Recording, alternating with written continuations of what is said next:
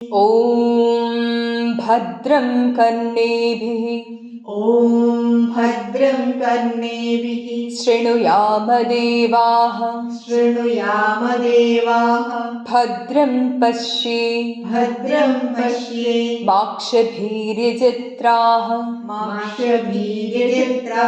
स्थिरैरङ्गैः स्तुष्टुवागं सस्तनुभिर्व्यशेम देवहितं यदायुः स्वस्ति न इन्द्रो वृद्धश्रवाः स्वस्ति न पूषा विश्ववेदाः स्वस्ति नस्तार्क्ष्यो अरिष्टनेमिः स्वस्ति नो बृहस्पतिर्दधातु ॐ शान्ति शान्ति शान्तिः। ॐ शान्ति शान्ति शान्तिः। ഒരു ഗുരുകുല വിദ്യാഭ്യാസ കാലഘട്ടത്ത് അധ്യയനം തുടങ്ങുമ്പോഴും അതുപോലെ അധ്യയനത്തിൻ്റെ അവസാനവും ആധ്യാത്മികവും ആദിഭൗതികവും ആദിദൈവികവുമായ വിഘ്നങ്ങൾ ഉണ്ടാകാതിരിക്കുവാനായി 3 പ്രാവശ്യം ശാന്തി ജപിച്ച് ചെയ്യുന്ന മന്ത്രങ്ങളാണ് ശാന്തി മന്ത്രങ്ങളെന്ന് ഞാൻ പറഞ്ഞു. അപ്പോൾ അതുമാത്രമല്ല, അവയുടെ കൺസെപ്റ്റ്, ആ സങ്കല്പം, എന്തുകൊണ്ടാണ് നമ്മൾ ഈ ശാന്തി മന്ത്രങ്ങൾ അർത്ഥം മനസ്സിലാക്കി ചെയ്യുക എന്ന് പറയാം. ഇപ്പോൾ എല്ലാ മന്ത്രങ്ങളും നമ്മൾ അർത്ഥം മനസ്സിലാക്കണമെന്നില്ല. ബീജമന്ത്രങ്ങളുണ്ട്, അത് അർത്ഥം മനസ്സിലാക്കി നമ്മൾ ചാൻറ്റ് ചെയ്യണമെന്നില്ല. പക്ഷേ ശാന്തി മന്ത്രങ്ങളുടെ അർത്ഥം മനസ്സിലാക്കുമ്പോൾ ആ സങ്കല്പം ഉൾക്കൊണ്ടുകൊണ്ട് നമുക്ക് അത് ജപിക്കാൻ സാധിക്കുന്നു എന്നുള്ളതാണ് അതിൻ്റെ ഒരു പോസിറ്റീവായിട്ടുള്ള ഗുണം. രണ്ടാമത്തെ കാര്യം എന്ന് പറഞ്ഞു കഴിഞ്ഞാൽ, ഈ ശാന്തി മന്ത്രങ്ങളെന്ന് പറഞ്ഞാൽ ഊർജപ്രദായകങ്ങളാണ്. അവ നമുക്ക് ലൈഫിനോടുള്ളൊരു പോസിറ്റീവായിട്ടുള്ള, ഒരു ഒപ്റ്റിമിസ്റ്റിക് ആയിട്ടുള്ള, ഒരു ശുഭപ്രദായകമായിട്ടുള്ള ഒരു ആറ്റിറ്റ്യൂഡിനെ കൂടെ റെപ്രസെൻ്റ് ചെയ്യുന്നുണ്ട്. അപ്പോൾ അങ്ങനെയുള്ള ഒരു മന്ത്രമാണിത്. ഈ മന്ത്രത്തിൽ നമ്മൾ ഇതിനകത്ത് ഉപയോഗിച്ചിരിക്കുന്ന ഒരു വാക്കുകൾ ഞാൻ പലപ്പോഴും പ്രഭാഷണങ്ങളിൽ പറയാറുള്ള, ക്ലാസ്സുകളിൽ പറയാറുള്ളൊരു കാര്യമാണ്. പ്രാർത്ഥിക്കുമ്പോഴായാലും സങ്കല്പം ചെയ്യുമ്പോഴായാലും കഴിവതും നെഗറ്റീവായ വാക്കുകൾ ഉപയോഗിക്കരുത് എന്ന് പറയാറുണ്ട്.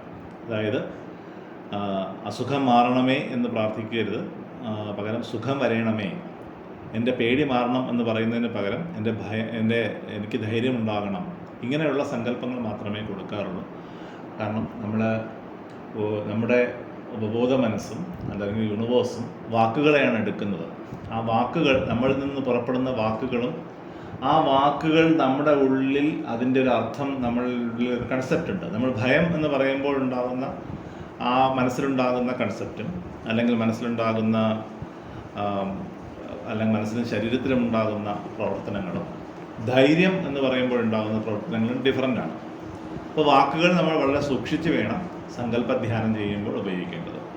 ഇനി നമുക്കിതിൽ നോക്കാം. ഇതിൽ വരുന്ന ഈ ശാന്തിപാഠം ഒത്തിരി ശ്രദ്ധിച്ച് മനസ്സിലാക്കേണ്ട ഒന്നാണ്. കാരണം ഇത് അത്ര പരിചിതമായിട്ടുള്ള, ഉപനിഷത്ത് സ്വാധ്യായം ചെയ്യാത്തവരെ സംബന്ധിച്ചിടത്തോളം അത്ര പരിചിതമല്ലാത്ത ഒരു ശാന്തി മന്ത്രമാണിത്.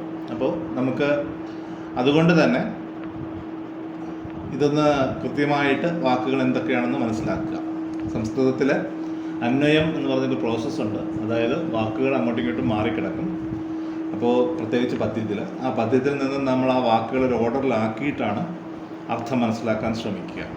അപ്പോൾ തുടക്കത്തിൽ എല്ലാവരും ആ മന്ത്രം ഒന്ന് നോക്കുക.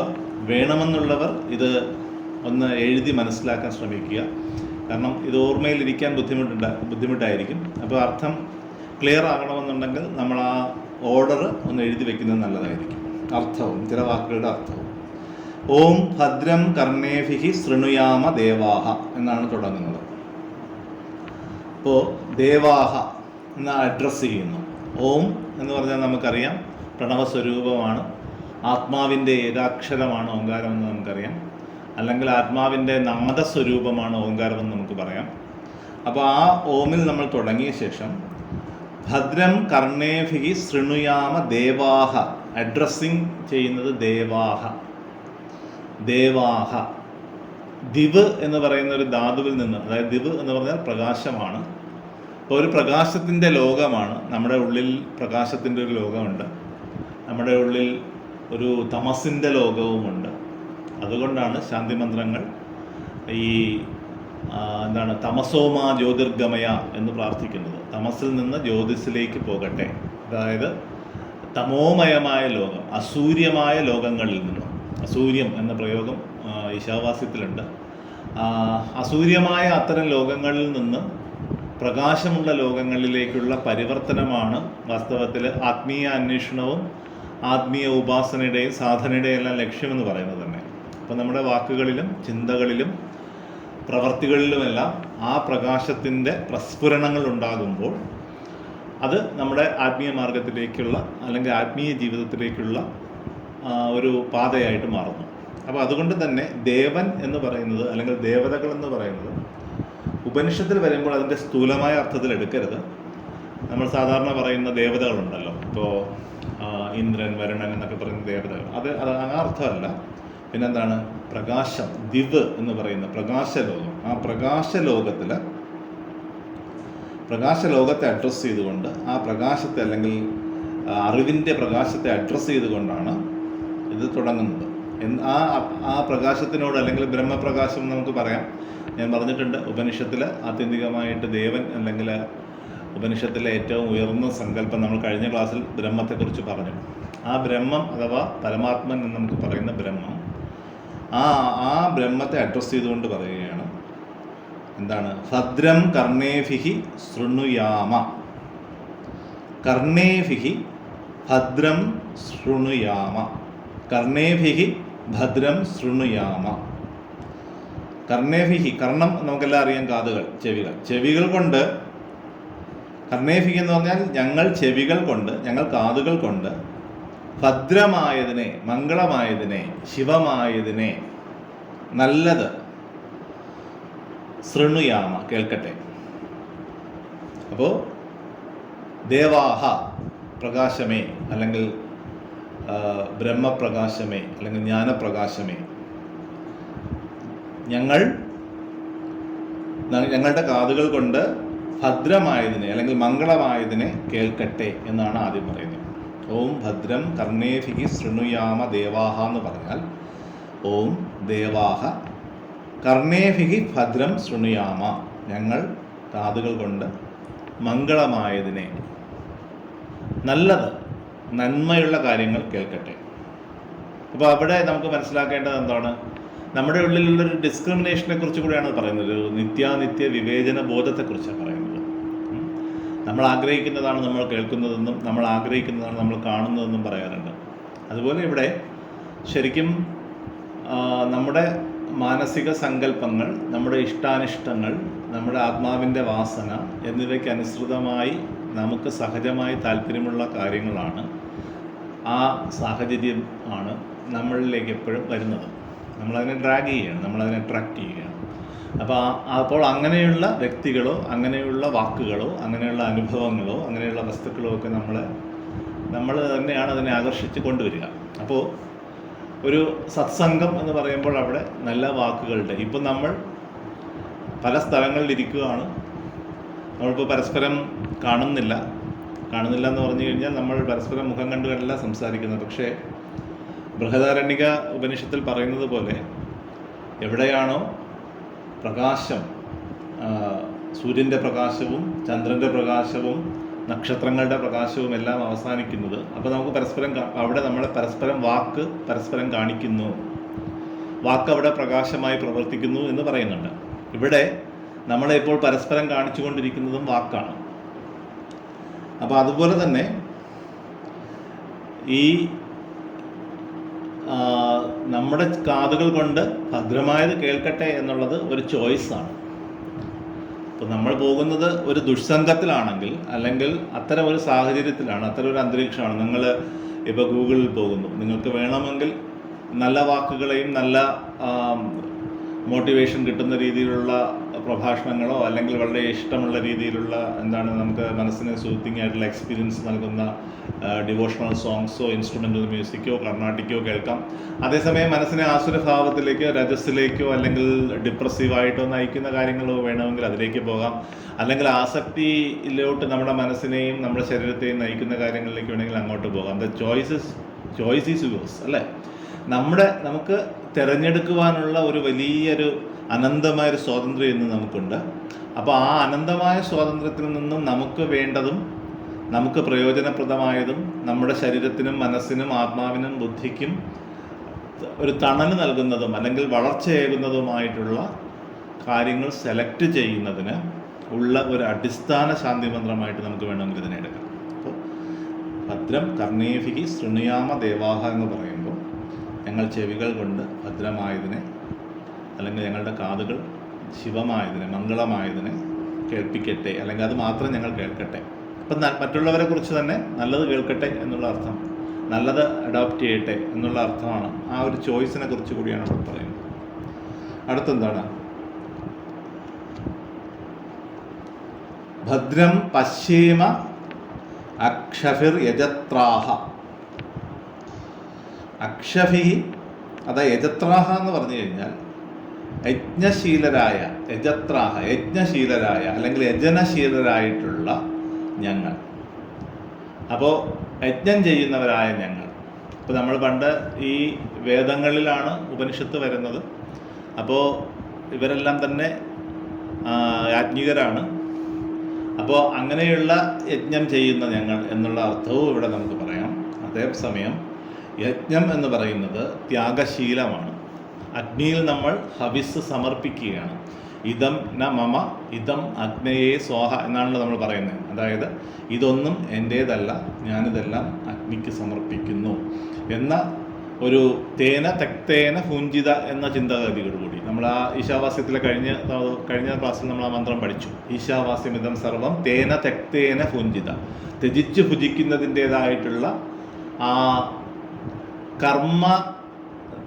കർമ്മത്തിൻ്റെ കർത്താവാകുക, അതിനെ നിരസിക്കുന്നതിലൂടെ ഉണ്ടാകുന്ന ഒരു അനായാസം, ഒരു ആയാസരഹിതമായിട്ടുള്ളൊരു അവസ്ഥയിലേക്ക്, ആ ആയാസരഹിതമായ നിഷ്കാമ കർമ്മത്തിലൂടെ ആയാസരഹിതമായ കർത്തൃത്വം ഏറ്റെടുക്കാത്ത ഒരു സുഖകരമായ അവസ്ഥയിലേക്ക് പോകുന്ന ഒരാൾ എന്ന അർത്ഥത്തിലും നമുക്ക് ഈ യജ്ഞത്തെ പറയാം. കാരണം യജ്ഞം ത്യാഗമാണ്, ത്യജിക്കുന്നതാണ്, ഹവിസ് സമർപ്പിക്കുകയാണ്, അഗ്നിക്ക് നമ്മൾ സമർപ്പിക്കുകയാണ്. അപ്പോൾ അതൊരു ത്യാഗമാണ്. അപ്പോൾ ത്യാഗബുദ്ധിയോടുകൂടി ജീവിക്കുന്ന വ്യക്തികളെ സംബന്ധിച്ച് എന്ന് വേണമെങ്കിലും നമുക്കെടുക്കാം.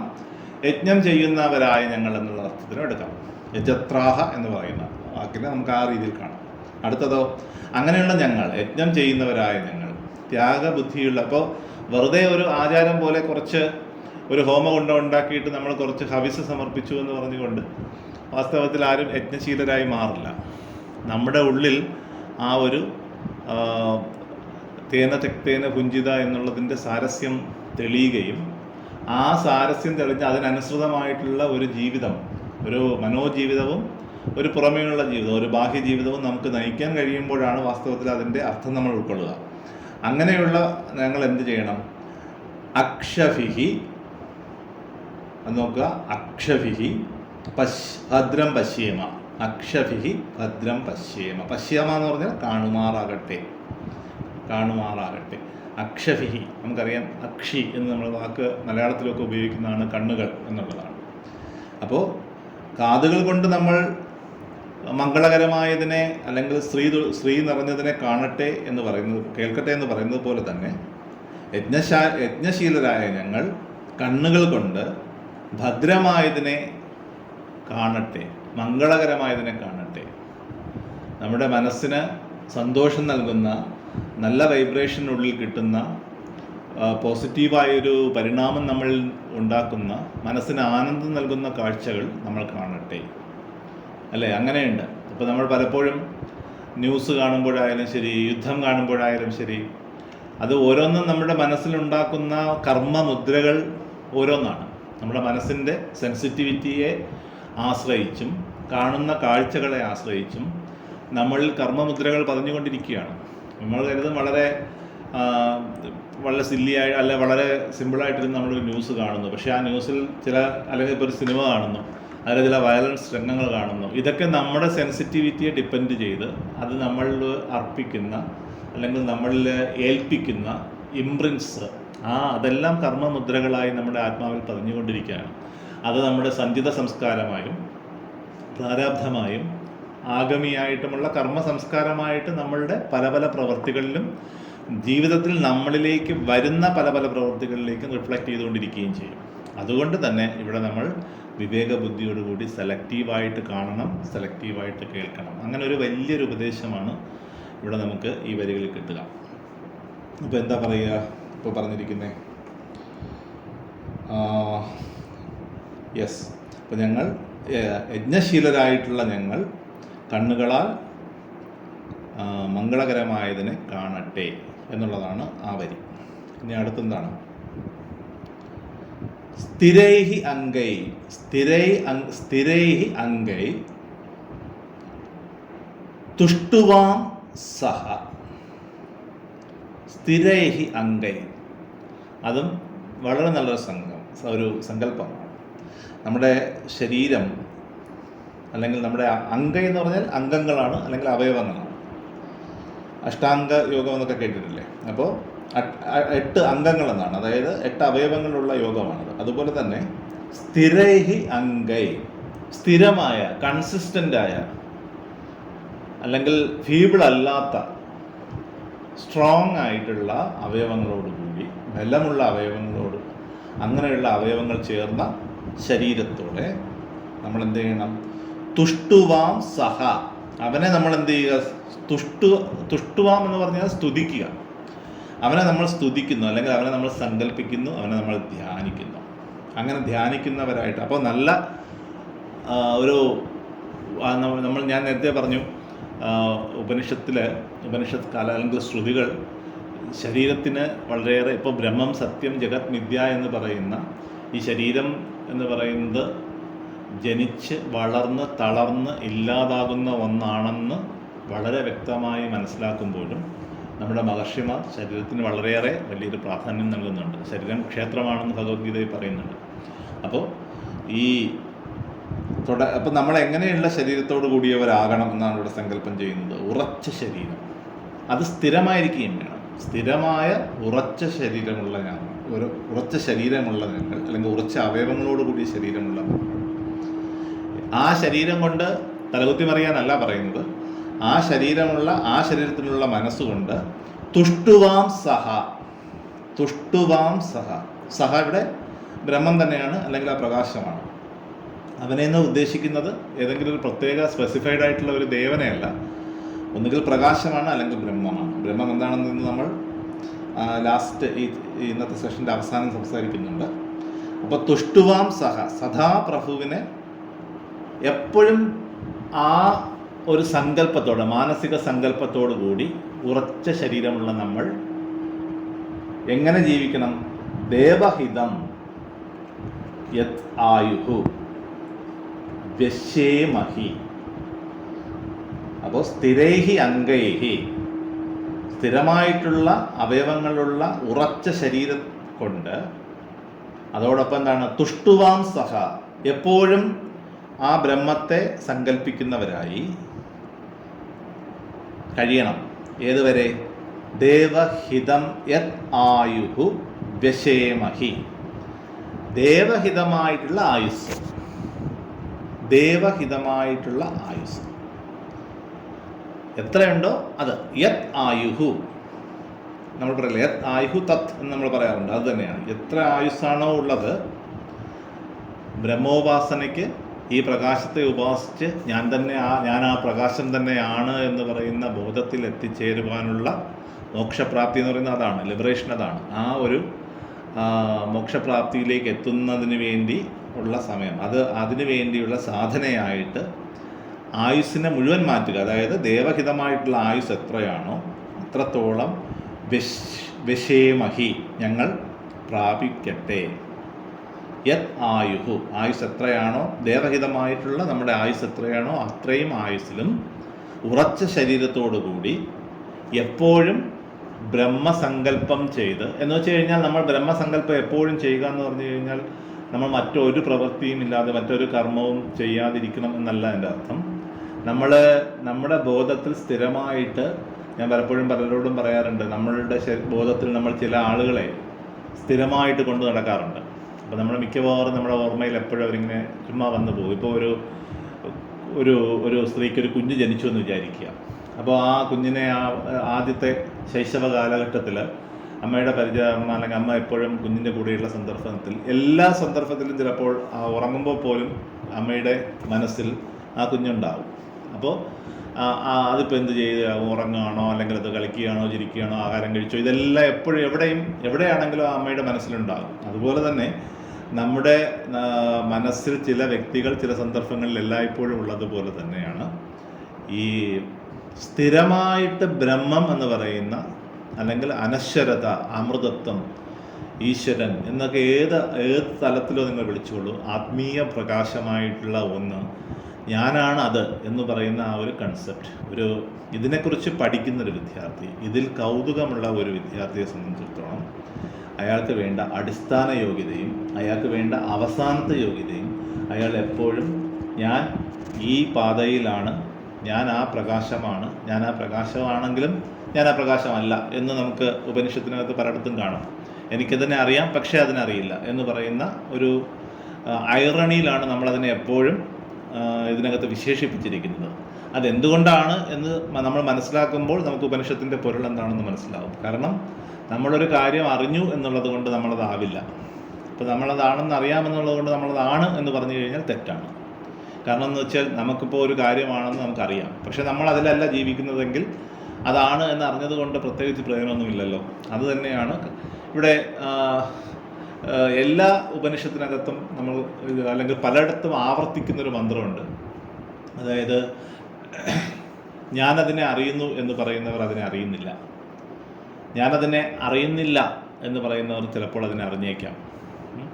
എന്നിട്ട് കേനോപനിഷത്തിലാണ് ഈ ബ്രഹ്മോപാസനയൊക്കെ ചെയ്ത ശേഷം ശിഷ്യൻ വന്ന് ഗുരുവിനോട് പറയുന്നത്, അതായത് ഞാനതിനെ അറിയുന്നു എന്നാൽ അറിയുന്നുമില്ല, അതെന്താണെന്ന് എനിക്കറിയാം പക്ഷേ എനിക്കറിയില്ല. ഈ രീതിയിൽ മാത്രമേ ഇതിനെ മനസ്സിലാക്കാൻ കഴിയുകയുള്ളൂ.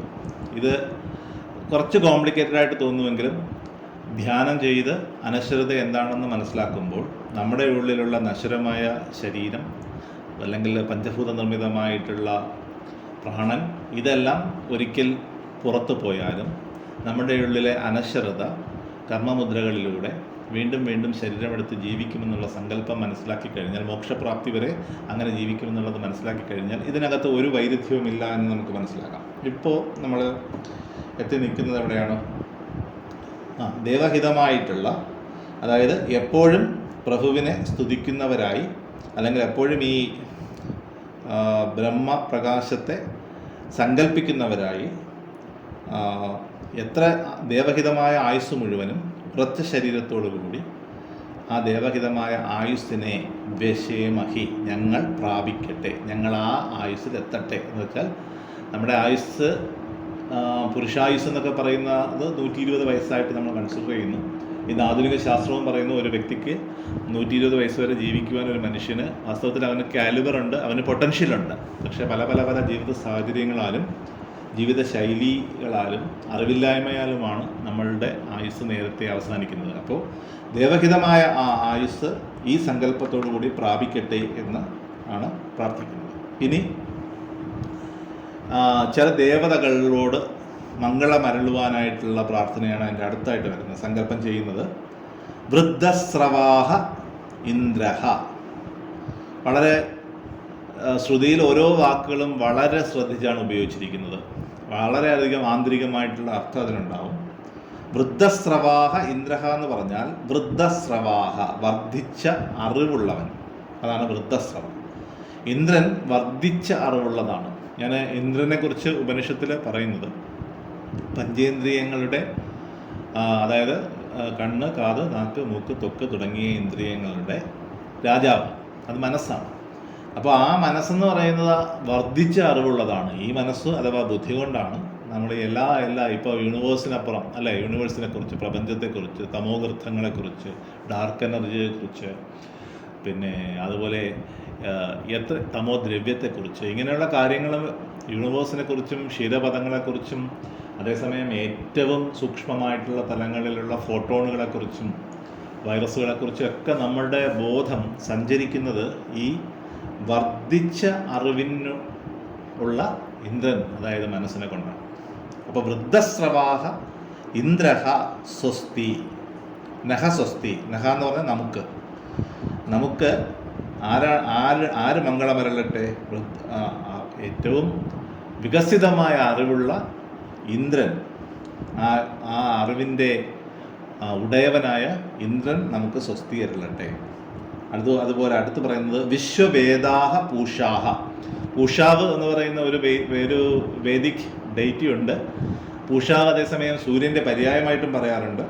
വിശ്വവേദാഹ വേദം എന്ന് പറഞ്ഞാൽ അറിവാണ്. അപ്പോൾ എല്ലാം അറിയുന്ന, വിശ്വത്തിലുള്ള എല്ലാ ജ്ഞാനവുമുള്ള, ഉദംഭര പ്രജ്ഞയുള്ള പൂഷാവ് നഹ സ്വസ്തി, നമുക്ക് സ്വസ്തി നൽകട്ടെ. ഇപ്പോൾ വൃദ്ധസ്രവാഹ ഇന്ദ്രഹ നഹ സ്വസ്തി, അതായത് വർദ്ധിച്ച അറിവുള്ള ഇന്ദ്രൻ സ്വസ്തി അരുളട്ടെ, നമുക്ക് സ്വസ്തി അരുളട്ടെ. അതുപോലെ തന്നെ വിശ്വവേദാഹ, വിശ്വത്തിലെ എല്ലാ ജ്ഞാനവുമുള്ള പൂഷാവ് നമുക്ക് സ്വസ്തി അരുളട്ടെ. അരിഷ്ടനേമിഹി താക്ഷ്യ. താക്ഷ്യൻ എന്ന് പറയുന്നത് മറ്റൊരു ദേവതയാണ്. താക്ഷ്യൻ എന്ന് പറയുന്നത് ആ ദേവത അരിഷ്ടനേമിഹി, അത് ആപത്തുകളെ നശിപ്പിക്കുന്ന, അതായത് നമ്മുടെ വിഘ്നങ്ങളെ നശിപ്പിക്കുന്ന ഒരു വേദിക് ഡേറ്റി ആയിട്ടാണ് നമ്മൾ താക്ഷ്യനെ പറയുന്നത്. അപ്പോൾ ആ താക്ഷ്യൻ, അരിഷ്ടങ്ങൾ മാറ്റുന്ന ആ താക്ഷ്യൻ എന്ന് പറയുന്ന ദേവത നഹസ്വസ്തി, നമുക്ക് സ്വസ്തി അരുളട്ടെ. അടുത്തതോ ബൃഹസ്പതി. ബൃഹസ്പതി എന്ന് പറഞ്ഞു കഴിഞ്ഞാൽ ഗുരുവാണ് അല്ലേ. ബൃഹസ്പതി എന്ന് പറഞ്ഞാൽ ദേവഗുരു എന്ന അർത്ഥത്തിൽ നമുക്ക് നമ്മളുടെ പുരാണങ്ങളിലെല്ലാം ദേവഗുരുവായിട്ട് വരുന്നതാണ് ബൃഹസ്പതി. വാക്കിൻ്റെ പതി, ബൃഹസ് എന്ന് പറഞ്ഞാൽ വാക്കെന്നൊരു അർത്ഥമുണ്ട്. വാക്കിൻ്റെ പതി എന്നുള്ള അർത്ഥത്തിൽ നമുക്കതിനെ വേണമെങ്കിൽ ബുദ്ധി എന്ന് പറയാം. ബൃഹസ്പതി ഹി നഹ സ്വസ്തി ഹി ദദാതു. ബൃഹസ്പതി നമുക്ക് സ്വസ്തി നൽകട്ടെ. അപ്പോൾ വൃദ്ധസ്രവായ ഇന്ദ്രനും അതുപോലെ വിശ്വവേദ, എല്ലാ സർവജ്ഞാനിയായിട്ടുള്ള പൂഷാവും, അതുപോലെ അരിഷ്ടങ്ങളെയെല്ലാം ഇല്ലാതാക്കുന്ന താക്ഷ്യനും, അതുപോലെ ബൃഹസ്പതിയും നമുക്ക് സ്വസ്തി അരുളട്ടെ എന്ന് പറഞ്ഞുകൊണ്ടാണ് ഈ ശാന്തിപാഠം അവസാനിക്കുന്നത്. അപ്പോൾ അന്യരിലുള്ള ദോഷങ്ങൾ അല്ലെങ്കിൽ തെറ്റുകൾ മാത്രം കണ്ടും കേട്ടും അവരെ ക്രിട്ടിസൈസ് ചെയ്തും ജഡ്ജ് ചെയ്തും വിമർശിച്ചും മാത്രം ജീവിക്കുന്ന കുറേ ആളുകളുണ്ട്. വാസ്തവത്തിൽ അവർ മനസ്സിലാക്കാതെ പോകുന്നൊരു കാര്യം, അവരുടെ മനസ്സിനെ തന്നെയാണ് അവർ കേടാക്കിക്കൊണ്ടിരിക്കുന്നത് ഇതിലൂടെ. അപ്പോൾ അത് അവയെല്ലാം ഉപേക്ഷിച്ചിട്ട് ആ ഗുണങ്ങൾ മാത്രം തിരിച്ചറിഞ്ഞ് ആ ഗുണങ്ങളെ നിന്ന് നമ്മുടെ ജീവിതത്തിലേക്ക് എന്തിനെങ്കിലും എടുക്കാൻ കഴിയുമെങ്കിൽ അതിനെ എടുക്കുക. അപ്പോൾ ഉറച്ച മാംസപേശികളോടും ആരോഗ്യത്തോടും കൂടി സദാ ബ്രഹ്മസങ്കല്പം ചെയ്ത് അനശ്വരതയെ ഫോക്കസ് ചെയ്ത് ആയുഷ്കാലം മുഴുവനും, അല്ലെങ്കിൽ നമ്മുടെ ദേവഹിതമായിട്ടുള്ള ആയുസ് മുഴുവനും ലോക മംഗളത്തിന് വേണ്ടി, അല്ലെങ്കിൽ സമാധാനത്തോടുകൂടി ചിരശാന്തിയോടുകൂടി ജീവിക്കണം എന്ന മനോഹരമായിട്ടുള്ള, വളരെ വിവേകപൂർണമായിട്ടുള്ള ഒരു സങ്കല്പ ധ്യാനമാണ് ഈ മന്ത്രം. ഓം ഭദ്രം കർണേഭിഃ ഓം ഭദ്രം കർണേഭിഃ ശൃണുയാമദേവാഃ ശൃണുയാമദേവാഃ ഭദ്രം പശ്യേ ഭദ്രം പശ്യേ മാക്ഷഭീര്യജത്രാഃ മാക്ഷഭീര്യജത്രാഃ സ്ഥിരൈരംഗൈः സ്ഥിരൈരംഗൈः സ്തുഷ്ടുവാനുഭേർ സസ്തനുഭേര്യശേമ വ്യശേമ ദേവഹിതം ദേവഹിതം യദായുഃ യദായുഃ സ്വസ്തി ന ഇന്ദ്രോ സ്വസ്തി ന ഇന്ദ്രോ വൃദ്ധശ്രവാः വൃദ്ധശ്രവാः സ്വസ്തി ന പൂഷാ സ്വസ്തി ന പൂഷാ വിശ്വവേദാः വിശ്വവേദാः സ്വസ്തി നസ്താർക്ഷ്യോ സ്വസ്തി നസ്താർക്ഷ്യോ അരിഷ്ടനേമിഃ അരിഷ്ടനേമിഃ സ്വസ്തി നോ സ്വസ്തി നോ ബൃഹസ്പതിർദധാതു ബൃഹസ്പതിർദധാതു. ഓം ശാന്തി ശാന്തി ശാന്തിഃ. ഓം